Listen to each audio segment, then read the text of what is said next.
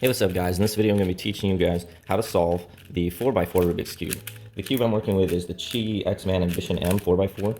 It's nice because it turns pretty well, you know, there's magnets in it and whatnot, and it's a pretty small size. I forget the exact specs, but you can check it out on speedcubeshop.com. Okay, so once you get the cube all nice and scrambled, the first step is to make all the centers, right? So I always start with white first, and then I do yellow next. See, what I'm going to do is just make these little 2x1 pieces, and then put them all together like that, and then I'm going to put all the yellows on top. What I have to do is move this piece to be directly on it first, so that when I move this up I could do a U2, and we want to bring it back down to there. See, if this piece was over here and I do that, one of the pieces that was on the top is going to go down, so they need to be on top of each other like that. Okay, the next thing I do is I rotate the cube this way, so white is on my left and yellow center is on my right face, and then I start working on the rest of the centers. Now the order goes blue, red, green, orange. So here's a blue. There we go, we got our blues down. And then we need red next. So directly around here we need a red somewhere. And then we need some more reds. Okay, we still got our blues intact. And then for the red we need to do that.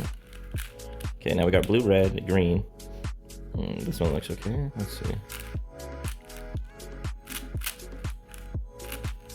Okay, so now we got blue, red, green, orange. Awesome. Okay, so next step is to make the little white edge pieces. So white, white, and then the same colors here. So over here, we have a case where when we get that, and then that's one. Let's see, another,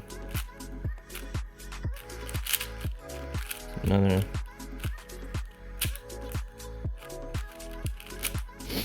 And that's another. Okay, so now I got the white cross done here.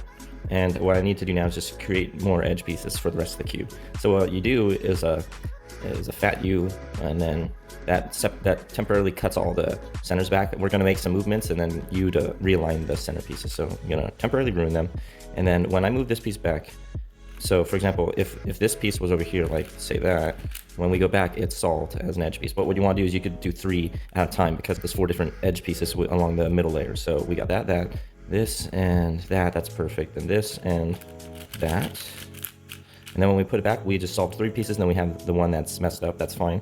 Now we're just going to, another way you could do this if you want to do it kind of slower and just take your time with this, just do it 1 pair at a time. So something like this, so you make the pair, you go RU, R prime, and then you fix it. Now when I do that, you don't want to make sure that your RU, R prime is putting in a solved piece over here, because then when you go to fix it, it'll break it up. So always replace it with an unsolved edge piece.